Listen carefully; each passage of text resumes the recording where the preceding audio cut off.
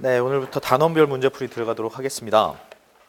교재가 작년부터 문제풀이가 따로 나왔는데요. 작년에는 이렇게 판매되는 게 아니었어요. 그리고 올해 좀 다시 개편을 해서 기출문제도 좀 뒤에 이렇게 좀 몇 개씩 수록을 했고, 그리고 여러분들이 그래도 좀 반드시 알아야 될 부분들에 대한 체크 포인트 같은 거 앞에다가 한두 페이지 이렇게 좀 세워놨습니다.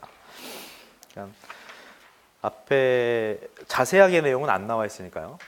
그런 부분들을 그래도 좀 알아둬야 되겠다라는 정도만 확인해 두시고요. 문제 푸시면서 문제에 대해서 잘 모르시는 부분은 기본서 참고하셔갖고 이렇게 복습하는 식으로 진행을 하시기 바랍니다. 제가 문제풀이 하면서 문제 양을 작년에 비해서 굉장히 좀 많이 늘려서 다는 못할 거예요. 그래서 외워야 되는 부분 같은 것들 있잖아요. 뭐 병이라든지 뭐 설계 인자라든지 뭐 이런 것들은 그냥 설명 필요 없이 외우셔야 되는 부분들이니까 그런 것들은 스킵하고 이론적으로 좀 꼭 아셔야 될 부분들 복습 겸 새로운 거는 다시 한번 뭐 이렇게 하면서 진행하도록 하겠습니다. 자, 마찬가지로 수질 문제를 가장 많이 내서 수질에 가장 많은 부분을 투자할 거고요. 이론하고 마찬가지로 그 다음에 대기, 폐기물 이런 순으로 시간을 좀 투자하겠습니다. 그리고 문제상에서 굉장히 이론상에서도 안 한 부분들이 있어요. 뭐 오염물질의 제거, 기작 같은 것들 뭐 몇 가지 안 한 부분들이 있거든요. 문제 나오면 이론까지 다시 쫙 설명을 해드리겠습니다. 근데 대부분 좀 어려운 부분을 안 한 거거든요. 좀 되게 좀 깊은 부분. 근데 깊은 부분은 공무원 시험에서 그렇게 많이 나오진 않아요. 많이 나오진 않으니까 좀 예를 들어 계산식이 새롭게 나온다 그러면 여러분들한테 계산식이 뭐다라는 정도만 알려드릴 거고, 그 다음에 공정이 뭐다라고 하면 그냥 간단한 원리 정도만 그렇게만 알려드리면서 넘어가겠습니다. 이제부터는 이제 문제풀이 시간이니까 여러분들도 이제 요 문제뿐만이 아니라 기출문제 같은 것들도 많이 풀어보시면서 한 남은 5개월도 채 안 남았나요? 그죠? 한 그 정도 남았죠? 계속 복습하신다는 생각으로 이제 머릿속에 넣는다는 생각이 가장 좋으실 겁니다. 새로운 거를 다시 하려는 생각은 버리세요. 그러면 시간 이제 없습니다. 없으니까 계속 문제 풀면서 다시 복습하는 방향으로 진행하시기 바랍니다. 자, 그러면 1번부터 들어가 보도록 하겠습니다. 18페이지고요. 수질오염 1번. 물의 일반적인 성질에 관한 설명으로 옳지 않은 것은 이라고 되어 있습니다. 자, 일단 물의 특성, 뭐 제가 특별히 쓰진 않겠습니다. 쓰진 않을 거고, 밑에 해설 먼저 볼까요? 해설 먼저 보면 일단 물은 비열, 비점, 용해도, 증발열량, 표면 장력 이런 것들이 다 크다 그랬습니다. 그렇죠? 물의 밀도는 4도시에서 가장 크지요. 물의 비열 1칼로리라고 얘기했고, 다른 화합물보다는 비열이 크다라고 얘기했습니다. 물의 점성, 온도가 증가할수록 작아지겠죠. 그렇죠? 표면 장력도 온도가 상승함에 따라서 작아집니다. 자, 그리고 물은 극성을 갖고 있다고 그랬습니다. 극성.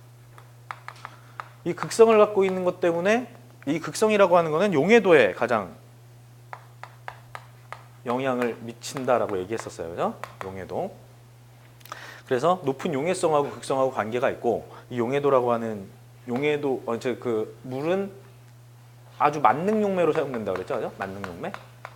그러니까 용해도가 굉장히 우수한 용매다라고 보시면 되겠죠. 그죠? 만능 용매로 사용된다. 자, 그래서 극성은 물 분자끼리 서로 붙어 있는 수소 결합을 갖고 있는 경우도 있고, 그죠? 물 분자와 다른 극성을 갖고 있는 분자들끼리의 결합도 있다고 그랬습니다. 그죠? 자, 그래서 물 분자끼리의 결합.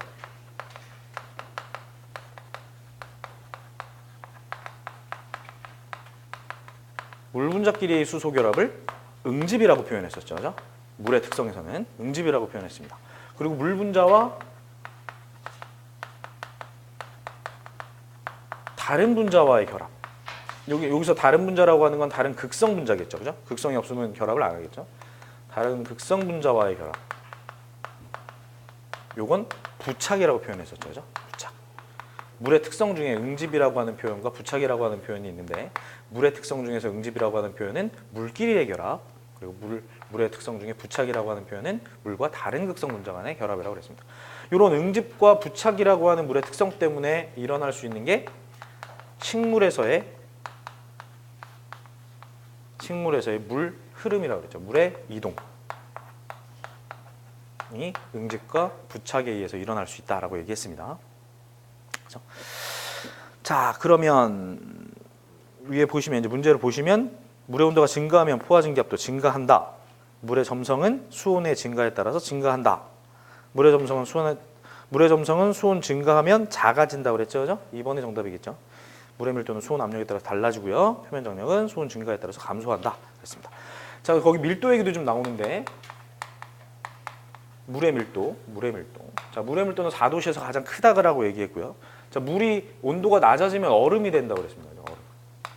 얼음은 밀도가 작죠. 그죠? 그냥 일반적인 액체 물보다는 밀도가 작습니다. 그래서 그러니까 물에 뜨는 거죠. 그죠? 자, 그러면 이 얼음이라고 하는 건 그냥 고체 상태잖아요. 고체 상태니까 수소 결합이 굉장히 안정적인 상태라고 볼 수 있는 거죠.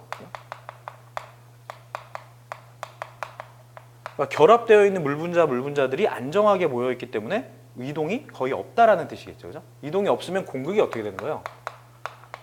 공극이 커진다라는 얘기죠. 그죠? 공극이 커지니까 그만큼 밀도가 작아질 수밖에 없는 거고, 액체 상태에 있는 물은 어때요?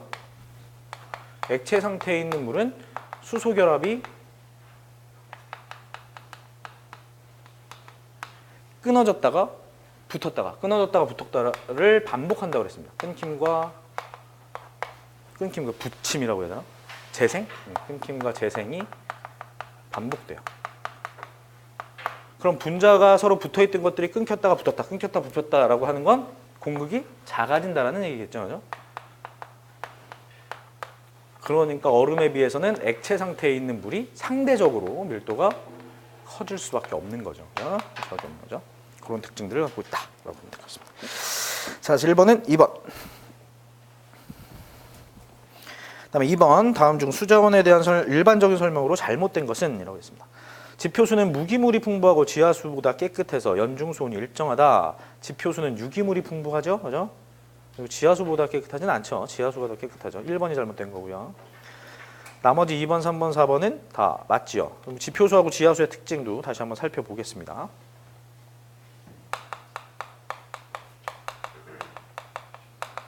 자, 지표수의 특징 쪽이 거기 나와 있는 대로 그 지표수의 구성은 굉장히 여러 가지로 구성이 많이 되어 있겠죠. 그죠? 뭐 유기물도 들어가 있을 거고, 그 다음에 집수구역이나 이런 거에 따라서 그 구성되는 성분 자체가 완전히 달라지겠죠. 그죠?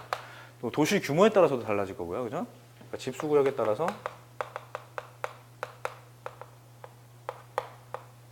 굉장히 다양하다라고 나타낼 수 있을 겁니다. 집수구역에 따라서 다양하다. 뭐 농업 지역에서는 비료 같은 성분이 굉장히 많이 들어가 있을 거고요. 그죠? 등등 집수구역에 따라서 많이 달라질 거고요. 그리고 오염에 직접 노출되어 있죠.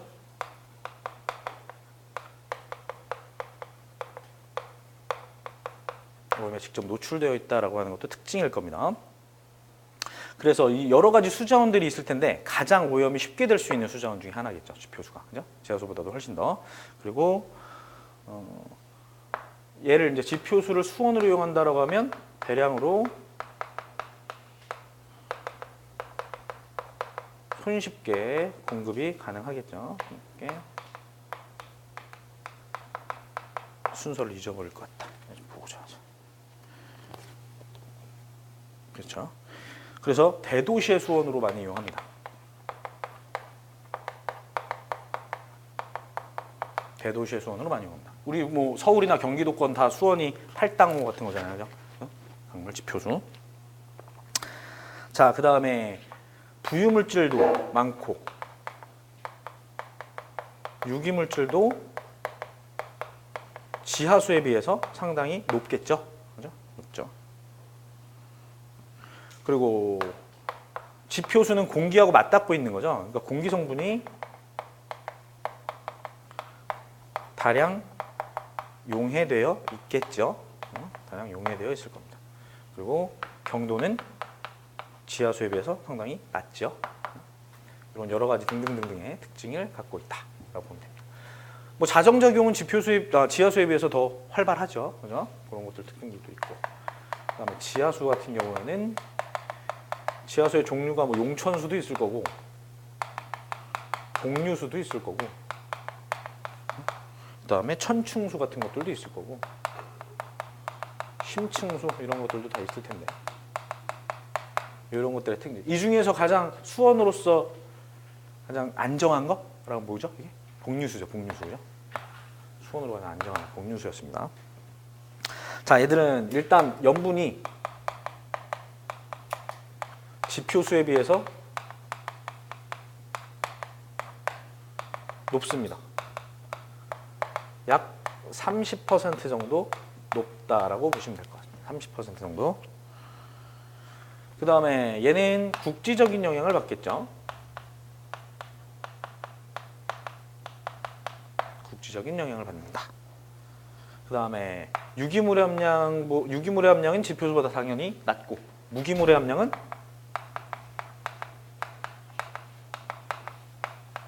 높죠, 그죠? 그래서 경도를 유발시킬 수 있는 모든 물질들이 대부분 다 무기물이죠, 그죠? 그러니까 경도도 굉장히 높다라고 볼 수 있겠죠. 자연수라고 알고 있는 모든 물 중에서 경도가 가장 높다라고 보시면 될 것 같습니다. 경도가 가장 높다. 그 다음에 수온 변동이 작겠죠? 수온 변동이 작고, 그 다음에 요 여러 가지 이런 물들 중에서 이 심층수는 수온 변동이 거의 없다라고 보시면 됩니다. 거의 연중 항온 상태다라고 보시면 됩니다. 항온 상태다. 그리고 자정작용의 속도 지하수에 비해서 굉장히 느리죠, 그죠? 그리고 다 생물학적 자정작용의 주가 되겠죠, 그죠? 그런 특징들, 식들 확인해 두시고. 자, 그럼 3번 문제까지 다 되겠죠, 그죠? 지표수의 성질을 옳지 않은 것, 용존산소를 대체로 많이 함유하고 있고, 맞죠?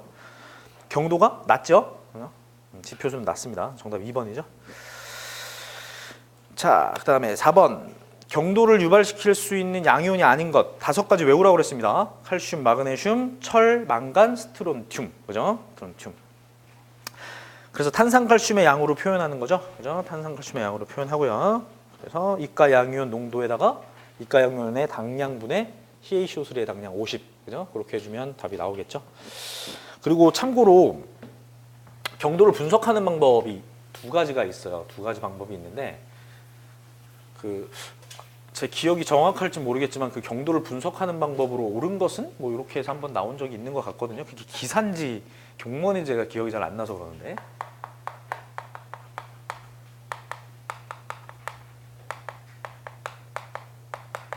경도 분석 방법 크게 2가지 정도가 있는데요. 하나가 이온 분석법.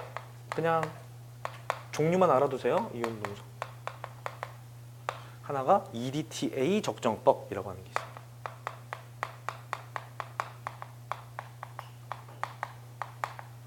요게 답이었습니다. 요게 답이었으니까 요거 하나만 확인해 두시고. 자, 그리고 경도에 대해서는 뭐 금속의 이가 양이온이 유발물질이라는 건 다 아실 거고요, 그죠?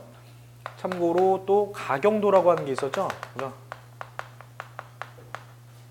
이 가경도라고 하는 거는 경도 유발물질이 아니죠. 다른 말로 유사경도라고 얘기하죠, 유사경도.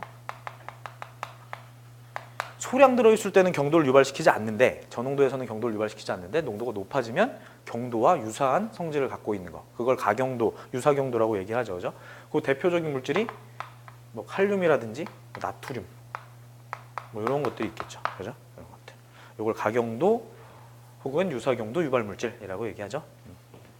그 정도만 봅시다. 그러면 정답은 3번이죠. 3번. 자, 5번 포르말데이드 CH2O. 요 포르말데이드가 완전 산화할 때 THOD와 TOCAB 요거네요, 그죠? THOD와 TOCAB. THOD는 뭡니까? 예. 이론적 산소 요구량이죠, 그죠? 이론적 산소 요구량.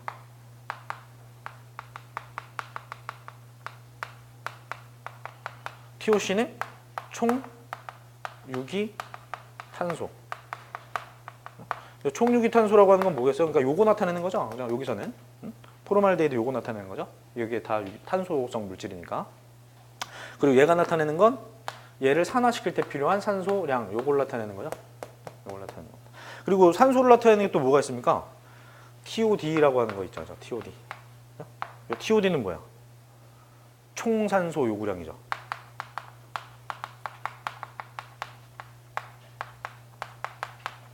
총산소 요구량. 그리고 뭐 당연히 뭐 COD도 있을 거고 BOD도 있을 거고 그죠?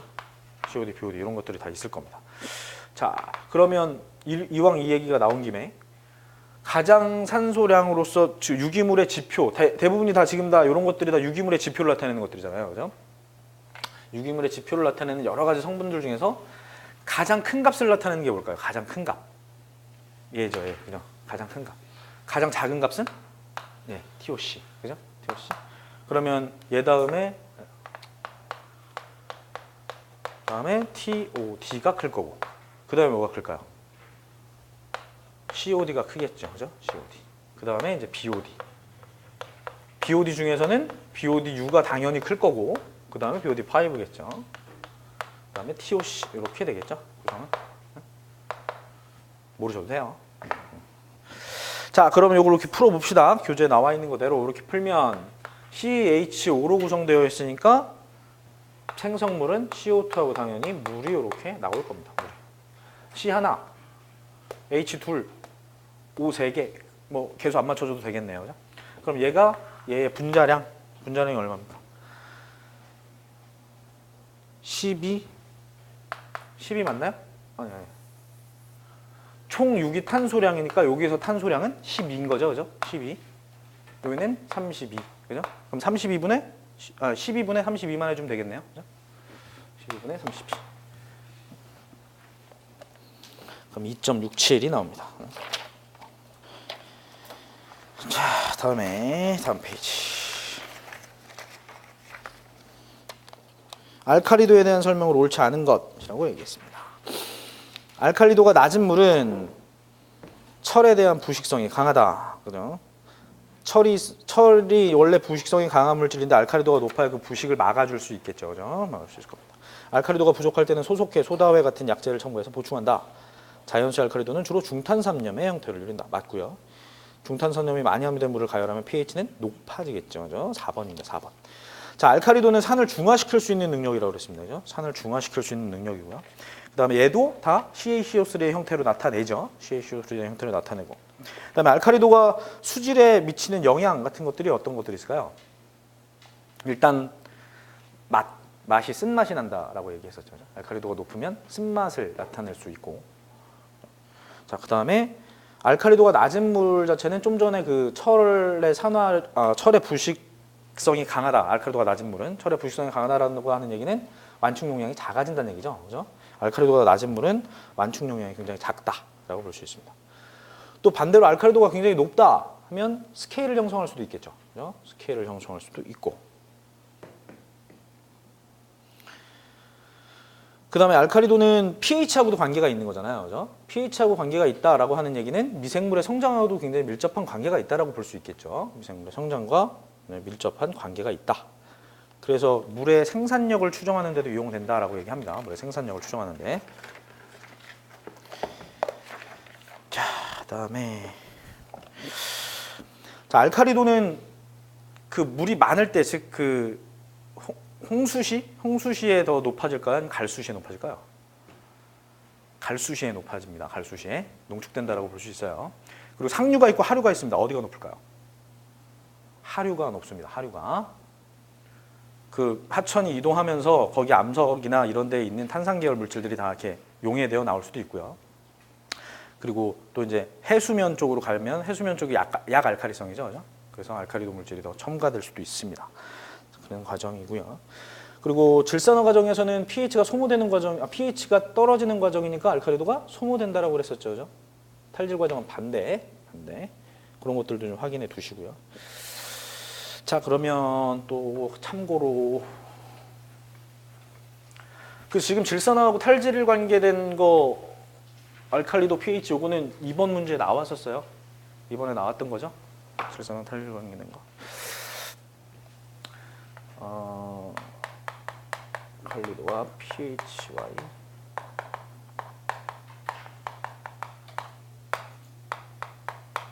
pH와 해각기. 자, pH가 예를 들어서 9 이상이다. pH가 9 이상일 때 어떤 걸로 대부분 존재하고 있을까요? 탄산염 혹은 OH 마이너스 얘가 지배적입니다. 수산화 이온으로 대부분 알칼리도가 구성되어 있다라고 보시면 되고 pH가 7 이상이다. 거의 자연수 정도죠. 그래서 자연수 정도는 뭐가 주로 지배적이라고 그랬습니까? 중탄산염, 그죠?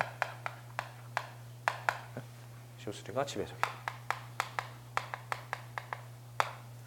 라고 볼 수 있고. 그 다음에 pH가 4 이하다. 그럼 뭐가 있을까요? 얘는 알칼리도가 뭐 거의 없겠죠. 굉장히 pH가 낮으니까. 그러니까 pH를 떨어뜨릴 수 있는 물질, CO2가 많은 상태다라고 볼 수 있습니다. 그 정도 봅시다. 다음에 글루코스의 이론적 COD 값 구하라 라는 얘기가 나오네요. 자, 여기도 이론적 COD 값, 당연히 산소의 양을 구하는 거죠. 산소의 양. 얘를 산화시킬 때 산소의 양. 그러니까 당연히 그 분자식, 반응식을 세워야 될 겁니다. 글루코스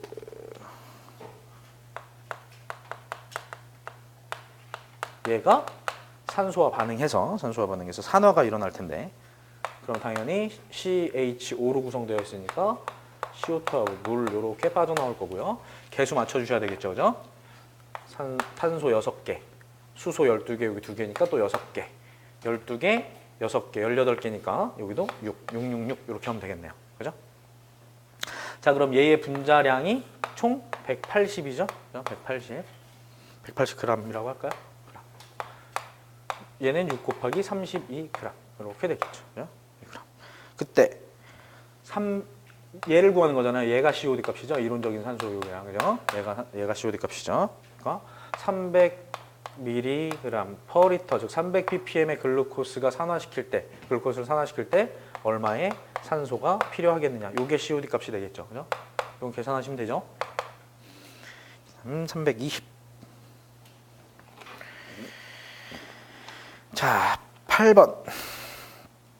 반응 속도가 농도에 의해서 영향을 받지 않은 반응, 0차 반응이라고 했잖아요. 1차 반응은 비례하는 거, 2차 반응은 제곱에 비례하는 거라고 얘기했습니다. 넘기시고요. 자, 9번 같은 문제니까 넘어가겠습니다. 여러분들이 한 번씩 풀어보세요. 요거랑 같은 문제니까 거의. 몰농도로만 바꿔주면 되는 거죠. 한 번씩 풀어보시고요. 자, 10번. 해양오염이나 공장폐수의 오염 지표로서 주로 활용되는 것. 우리가 오염 지표다라고 하면 대부분 다 유기물을 나타낸다고 그랬습니다. 그죠? 유기물. 그러면 그 중에서 공장폐수나 해양오염은 COD가 지표가 되겠죠. 그죠? 공장폐수, 원래 실질적인 유기물은 BOD라고 얘기를 했는데, 공장폐수에는 독성물질 같은 것들이 많이 들어가 있고, 그리고 해양에는 염분이 너무 많이 들어가 있죠. 그죠? 그래서 미생물에 영향을 크게 주니까 유기물을, 그 BOD를 대체할 수 있는 COD를 주로 그 지표로서 활용한다라고 보면 되고요. 자, 정답 2번이고요. 그리고 호소 같은 경우도 COD로 측정하죠. 호소의 유기물도 COD죠. 그죠? BOD로 측정을 많이 안 하고 얘가 COD가 지표가 되죠. 호소가 COD가 지표가 되는 이유는 뭘까요? 호소는.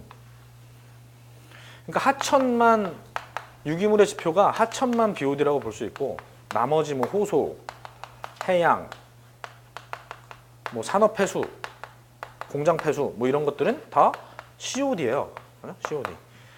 그러니까 산업폐수는 독성 때문에 미생물에 영향을 주니까 안 되고, 해양에 있는 것들은 염분 때문에 또 미생물에 영향을 주니까 안 되고, 호소는 그럼 왜 그럴까요? 왜? 호소. 요건 체류 시간 때문에 그렇습니다. 체류 시간.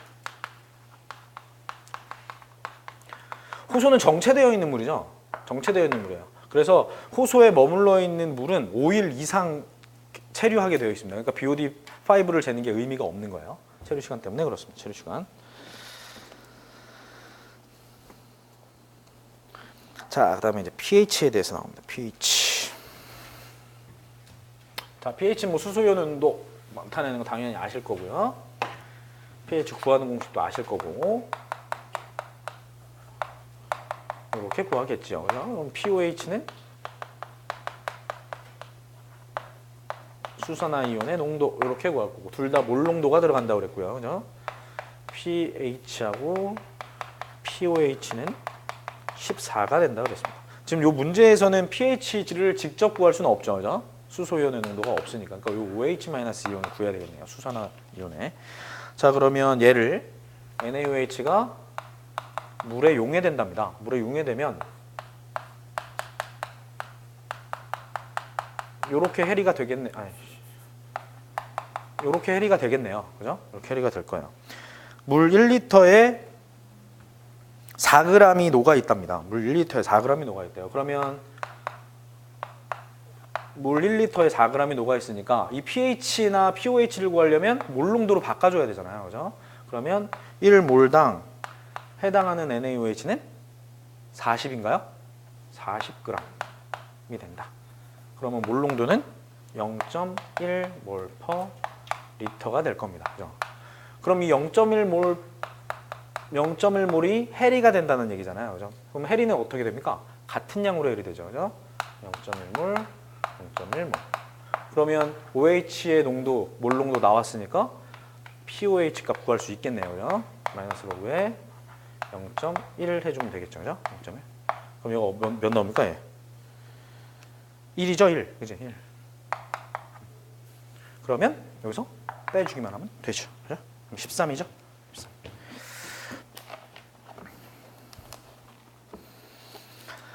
자, 300ppm은 몇 퍼센트인가? 몇 배 차이 나는 거예요, 이거? 10,000배 차이 나는 거죠, 10,000배. 그죠? 100분율, 1000만 분율, 100만 분율. 그죠? 넘어가겠습니다. 자, 알카리도 설명 많이 했으니까 여기서 그냥 문제만 읽고 넘어가겠습니다. 13번 알카리도에 대한 설명을 옳지 않은 것. 알카리도는 비색법으로 측정한다. 비색법으로 측정하는 경우도 있고요. 지시약을 이용해서. 대부분은 적정법으로 이용하죠. 적정법을 이용 많이 합니다. 알카리도가 낮은 물은 철에 대한 부식성이 크다. 맞죠? 완충 용량이 작아져서 그런다고 그랬습니다. 총알카리도는 메틸오렌지 알카리도하고 페놀프탈렌 알카리도를 합친 값이다. 아니죠. 메틸오렌지 알카리도가 총알칼리도죠. 그죠? 알칼리도와 산도는 4.5에서 8.3 사이에 공존한다라고 되어 있습니다. 맞습니다. 3번이죠. 정답은. 자, 경도도 아까 얘기를 했습니다. 근데 거기 일시경도라고 하는 얘기가 나옵니다. 그죠? 일시경도.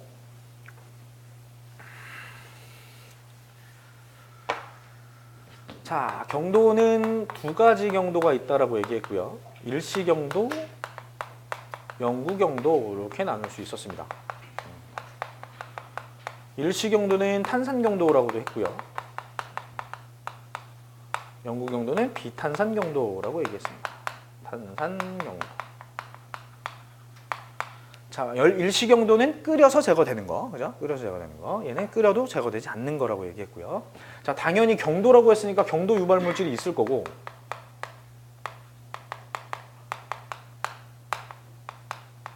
금속의 이가 양이온인 경도 유발 물질이 있을 거고, 여기다가 일시경도, 즉 탄산경도는 알칼리도 유발 물질이 합쳐진 거라고 그랬습니다. 물질이 합쳐지면 일시경도가 나타나고, 영구경도는 경도 유발 물질에다가 얘와 반대로 산도 유발 물질이 합쳐지면 영구경도가 일어난다라고 얘기했어요. 자, 일시경도가 나타나면 발생하는 현상이 뭐가 있다고 그랬죠? 슬라임이라고 하는 거. 다른 말로 물때, 여러분들 그 세면대에 많이 끼는 거, 물때. 그리고 얘는 스케일, 그죠? 그러니까 이빨에 이렇게 끼는 걸로 따지면 이건 플라그라고 그랬고 이건 치석이라고 그랬잖아요. 잘 안 떨어지는 거. 얘는 씻으면 떨어지죠. 끓여도 떨어지고. 자, 이렇게 나타낼 수 있다고 그랬습니다. 자, 그러면 거기 1번, 2번, 3번, 4번에 칼슘이라고 나와 있는 거는 경도 유발 물질이 되는 거고, 그죠? 일시경도를 유발시키기 위해서는 알칼리도 유발 물질만 결합하면 되겠네요. 그죠?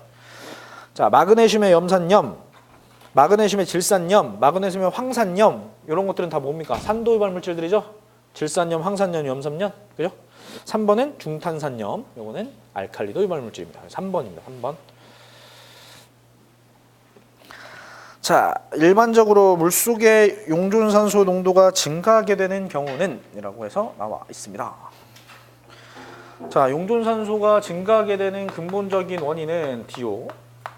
자, DO가 증가하기 위해서는 당연히 수온이 낮고 압력이 높을 때 증가하지요. 그죠? 압력이 높을 때 증가합니다.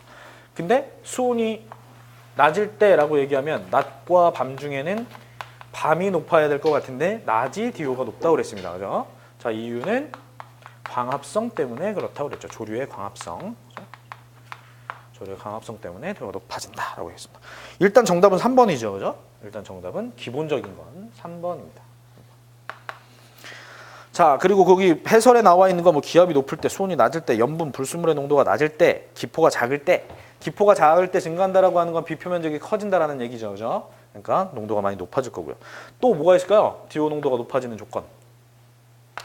일단 DO도 수질오염의 지표라고 얘기했잖아요. 그죠?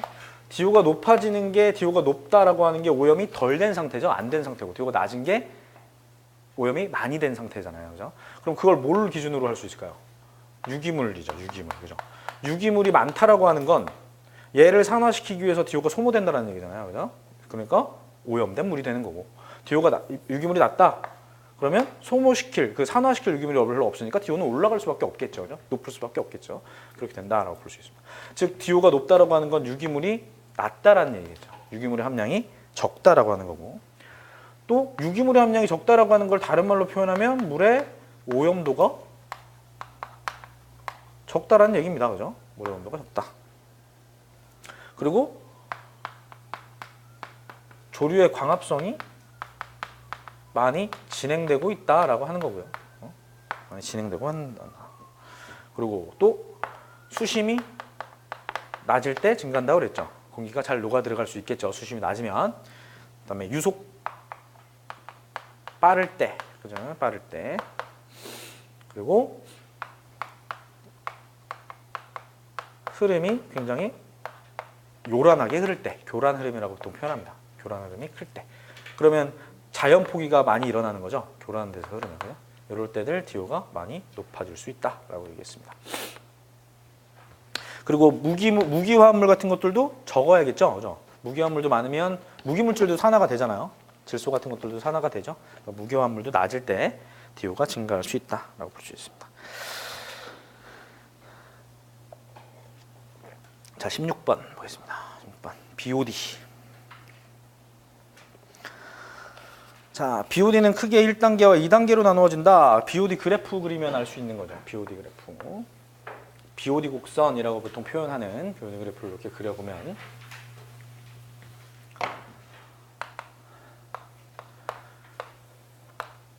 이렇게 그려지죠. 이거 너무 크게 그렸나? 자, 얘를 1단계 BOD라고 얘기하고 얘를 2단계 BOD라고 얘기합니다. 자, 우리가 얘기하는 BOD, 보통 BOD라고 얘기하는 것들은 생물학적 산소 요구량, 즉 유기물을 미생물이 산화시킬 때 필요한 산소량이고 한마디로 유기물의 간접적인 지표였어요. 그래서 우리가 흔히 얘기하고 있는 BOD는 2단계 BOD를 얘기하는 게 아니라 1단계 BOD를 얘기하는 거죠. 그죠? 2단계 BOD라고 하는 것은 질산화할 때 필요한 거죠. 질산화. 즉 무기물을 산화할 때 필요한 산소량인 거예요. 그죠? 자, 1단계, 2단계로 나누어지고 1단계 BOD는 탄소성 BOD, 즉 유기물을 산화할 때 필요한 산소량이라고 해서 CBOD라고 얘기하죠. 그죠? 얘는 질소를 산화할 때 필요한 산소량이라고 해서 NBOD라고 얘기하죠. 그죠? NBOD 이렇게 얘기하죠. 자, 그래서 1번은 맞는 말이죠. 크게 1단계와 2단계로 나눠지고 1단계는 CBOD, 2단계는 NBOD. 우리가 흔히 BOD라고 얘기하는 건 1단계 BOD. 그죠? 자, 그러니까 1단계 BOD 중에서는 우리가 보통 측정하는 BOD는 5일 BOD인 거고요. 그죠? BOD 5인 거고. 그리고 1단계 BOD는 최종 20일 정도이나 2단계 BOD는 약 90일 정도이다. 이렇게 나와 있습니다. 그죠? 우리가 1단계 BOD만 본다라고 하면 BODU라고 하는 최종 BOD는 20일이라고 얘기했었죠. 그죠?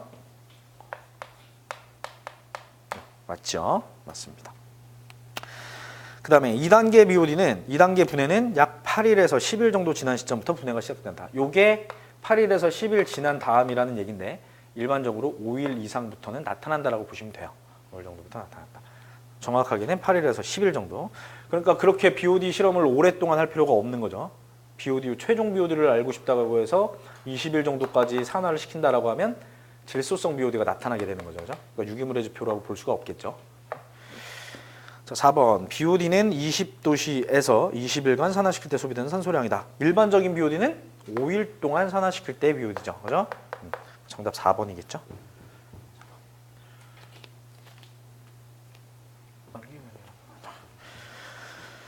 자, 다음 중 친수성 콜로이드의 특성에 해당하지 않는 것 17번입니다.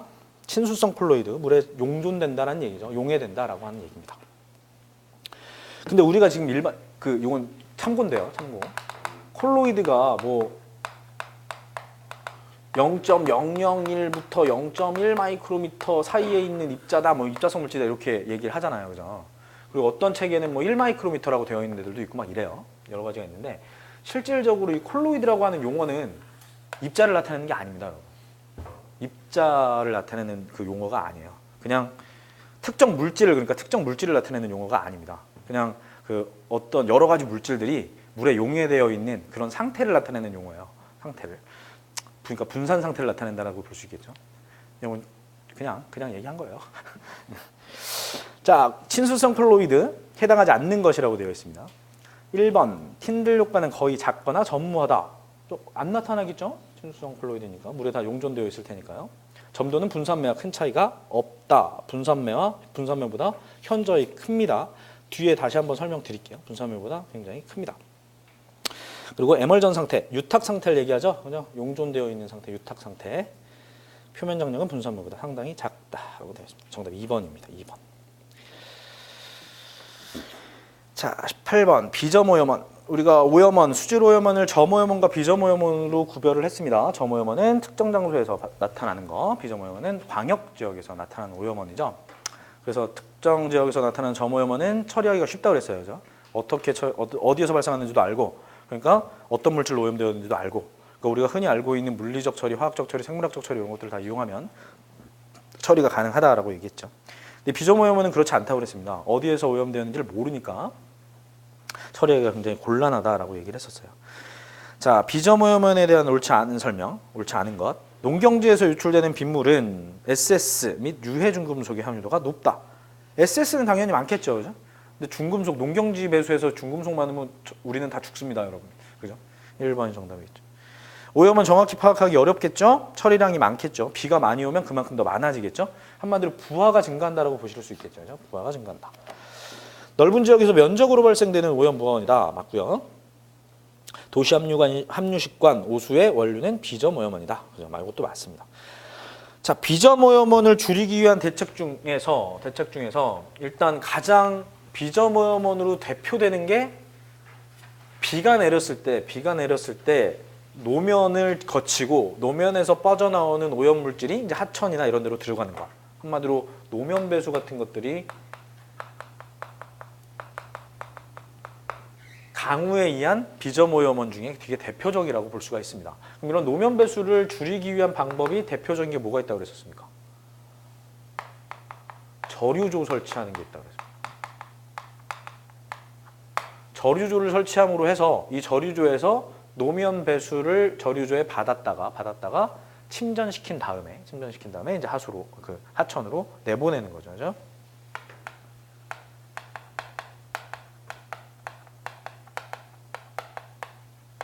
침전 후에 방류시키는 방법.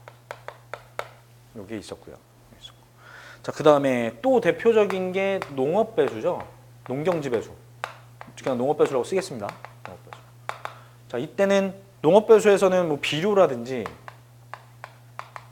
농약 성분 이런 것들이 많이 들어가 있겠죠. 농약 성분 이런 것들이 직접적으로 유입되면 안 되겠죠, 그죠? 직접 유입을 방지시켜야겠죠. 이 직접적인 유입을 방지시키는 것 중에 대표적인 것도 이것도 저류조. 그러니까 특별한 방법이 없어요. 저류조. 그 다음에 인공습지 같은 것들.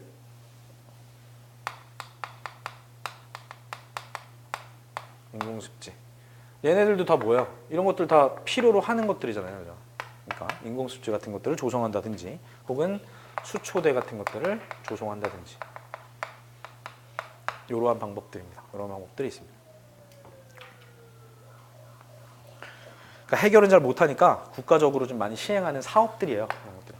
사업들. 그렇게 보시고 다음 넘어가 보시겠습니다. 어이구, 경도 지웠네. 자, 칼슘 등과 결합해서 영구 경도를 유발시키는 이온. 자, 칼슘은 경도 유발 물질이고요, 그죠?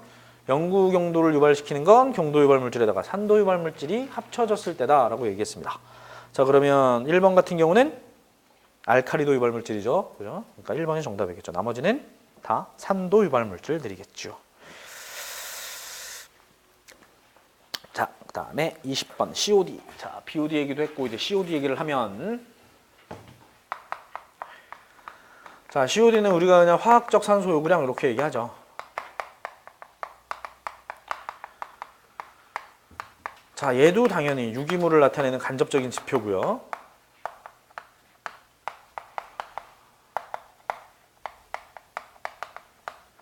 자, 유기물이 포함되어 있는 물에다가 산화제를 집어넣었을 때 당연히 산소를 필요로 할 거고 산소가 얼마만큼 소모되냐에 따라서 산화제를 투입한 양에 따라서 이제 유기물이 산화되겠죠. 그때 필요한 산소량을 COD다라고 얘기하는데요. 그죠? COD 방법은 크게 환경에서가 아니고 COD를 측정하는 방법은 총 두 가지죠. 그때 이제 산화제로 쓰이는 게 KMnO4라고 하는 과망간산 칼륨이 쓰이고요. 그죠? 그다음에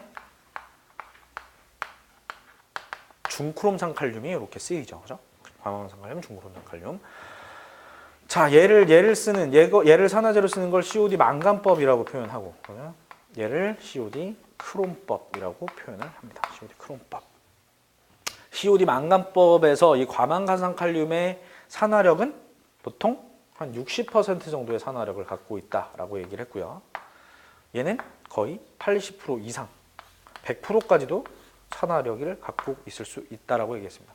산화력이 얘가 이렇게 높은 이유가 뭐라고 그랬습니까? 교환되는 전자가 더 많기 때문에 그렇다고 그랬어요. 교환되는 전자 수가 가수, 원자가라고 얘기했었죠. 그죠? 그래서 5가, 6가 이렇게 얘기했었잖아요. 자, 그래서 교환되는 전자 수가 많기 때문에 교환되는 전자 수가 많다라고 하는 얘기는 그만큼 화학 반응이 더 많이 일어난다는 얘기잖아요. 그죠? 그러니까 산화제에서 화학 반응이라고 하는 건 당연히 산화겠죠. 그러니까 산화가 훨씬 더 많이 일어나겠죠. 그죠? 많이 일어나겠죠. 자, 우리나라는 뭐 COD 망간을 주로 이제 규제를 하고 있으니까 COD 망간으로. 자, COD 망간은 또 크게 두 가지의 방법으로 나누어지죠. 산성법,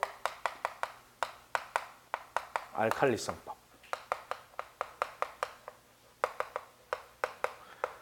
이 산성법과 알칼리성법으로 나눠지는 이유는 염소이온의 존재 여부에 따라서입니다. 염소이온이 뭐 존재가 안 한다는 게 아니라 염소이온이 이 COD 망간을 측정하는데 방해인자로 작용한다고 그랬습니다. 염소이온이 방해인자로 작용하기 때문에 염소이온이 굉장히 높게 포함되어 있는 해수 같은 것들은 알칼리성법으로 이용한다고 그랬어요. 굉장히 높은, 즉 해수. 나머지는 전부 다 그냥 산성법 이용한다라고 보시면 됩니다. 해수를 제외하고 나머지는 전부 다 산성법. 그러니까 환경에서는 뭐 다 산성법 이용한다고 보면 돼요. 그렇죠? 자, 근데 산성법을 이용한 뭐 우리가 호소수를 COD를 측정한다라고 하면 호소수에는 뭐 COL이 안 들어가 있겠습니까? COL이 당연히 들어가 있겠죠. 그러면 염소이온이 방해인자로 작용을 한다라고 했으니까 이 염소이온을 없애줘야 되겠네요, 그죠? 그 없애줄 때 사용하는 게 은이었죠, 은, 그죠? 뭐 황산은을 사용해도 되고 질산은을 사용해도 되고. 은을 이렇게 집어넣어 주면 AgCl로 침전되겠죠. 그래서 CL의 방해인자를 제거시킬 수가 있겠죠. 자, 방해된다라고 하는 얘기는 이 반응 속도가 느려진다는 얘기잖아요. 그죠? 느려진다는 얘기예요. 그래서 은을 집어넣게 되면 그 COD 실험이라고 하는 데는 영향을 미치지 않지만 반응 속도 자체를 빠르게 해주는 거죠. 그러니까 이 은은 무슨 역할을 하는 거예요? 촉매 역할을 하는 거죠. 그죠? 촉매 역할을 한다라고 보시면 됩니다. 자, 그러면 COD를 그냥 우리가 공정시험법 잠깐만 얘기를 해보면 이런 COD 바틀이라고 하는 삼각 플라스크 같은 데에다가 시료를 넣지요? 그죠? 시료를 먼저 넣습니다. 시료의 총량은 어느 정도로 맞춥니까? 100ml로 맞추죠. 그죠? 요거는 희석은 알아서 그 원수의 상태에 따라서 이제 희석을 해줘야 되겠죠. 그죠? 뭐 원수를 10을 넣고 증류수를 90을 넣든 20을 넣고 80을 넣든 그래서 아무튼 시료의 총량을 100으로 맞춰주고 그 다음에 하는 기작이 뭐죠? 황산 넣죠. 황산 1 플러스 2 황산을 넣죠. 이 황산의 역할이 뭡니까? 이 황산의 역할이 요거 산성을 만들어주는 거예요. 산성. 또 역할이 또 있어요. 이거 말고 유기물을 분해하는 역할을 합니다. 산화제에 의해서 유기물이 잘 산화가 되려면 예를 들어서 이렇게 뭉쳐져 있는 유기물이 산화가 잘 되겠습니까? 아니면 분해되어 있는 유기물이 산화가 잘 되겠습니까? 당연히 분해되어 있는 유기물이 산화가 잘 되겠죠. 분해시켜주는 역할을 합니다. 자, 그다음 그리고 이 황산은 산성을 만들고 유기물을 분해시켜주는 역할밖에 안 해요. 그래서 원래 황산을 10ml를 넣게 되어 있는데 더 많이 넣어도 상관없습니다. 적게 넣어도 상관없고 아니면 그냥 농황산 집어넣어도 상관없고 다 상관없어요. 실험의 결과에는 전혀 영향을 끼치지 않습니다. 그러니까 뭐 산화시키는 역할을 하는 게 아니기 때문에 그래요. 산화시키는 역할을. 요 다음에 하는 게 이제 요거 집어넣는 거죠. 황산은이나 혹은 질산은 집어넣죠. 질산. 여러분들이 아마 환경공학과를 다니신 분들은 이 실험 여러 가지 실험 중에 가장 비싼 시약을 사용하셨을 겁니다. 가장 비싼 시약. 요거 1g 넣죠. 1g. 요것도 1g 정확히 안 재셔도 됩니다. 요것도 원래는 그냥 뒤에 그 약수저로 그냥 한 숟가락 툭 두시면 돼요. 요것도 얘만 없애는 거라 얘만 없애는 작용을 하는 거라 양하고는 그렇게 큰 차이는 보이지 않습니다. 그 다음에 넣는 게 뭡니까? 그 다음가 이제 과망간산 칼륨을 넣죠.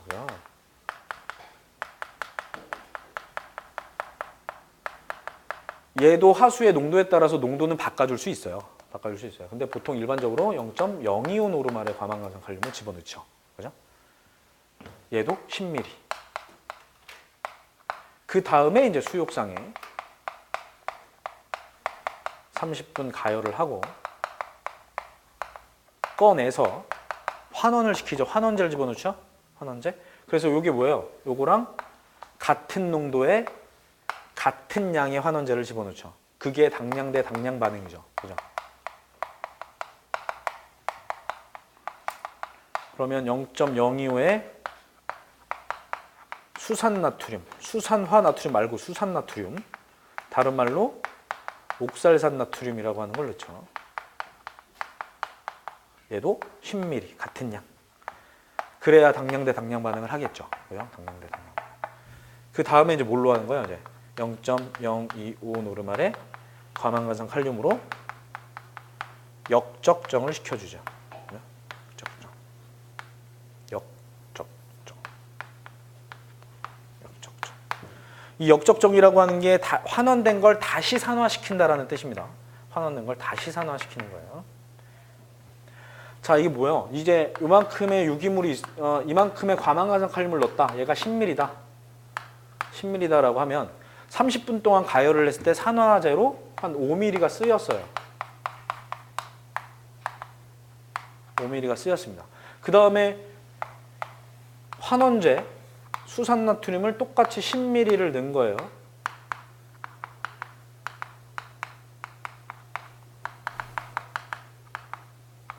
그러면 여기 지금 남아있는 5ml와 들어간 환원제 5ml는 같이 없어지겠죠. 그죠?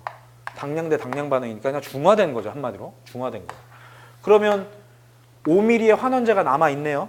5ml의 환원제가 남아있네요. 그러면 이제 다시 과망간산 칼륨으로 역적정을 시작하는 거죠. 그러면 과망간산 칼륨이 5ml가 들어가게 되면 또다시 중화가 되는 거죠. 그럼 이 5ml보다 한 방울만이라도 더 들어가면 어떻게 되는 겁니까? 이제 색깔이 변하는 거죠. 색깔이 변하는 거죠. 그게 이제 역적정이에요. 그래서 색깔이 변하기 시작할 때가 종말점이죠. 연분홍색으로, 그죠? 분홍색으로. 그렇게 이제 실험을 진행하게 됩니다. 저게 역적정이에요. 이렇게 되는 거. 자, 그럼 다 얘기했습니다. COD까지 다 전부 다 얘기했습니다. 일단 1번은 BOD 나타내는 거죠. 그죠? 호기성 박테리아에 분해시키는 데 필요한 거 BOD. 2번은 없고, 그런 말 없고. 3번은 COD에 대한 얘기죠. 그죠? 4번은 DO에 대한 얘기죠. 그죠? DO. 네, 좀 쉬었다가 하겠습니다.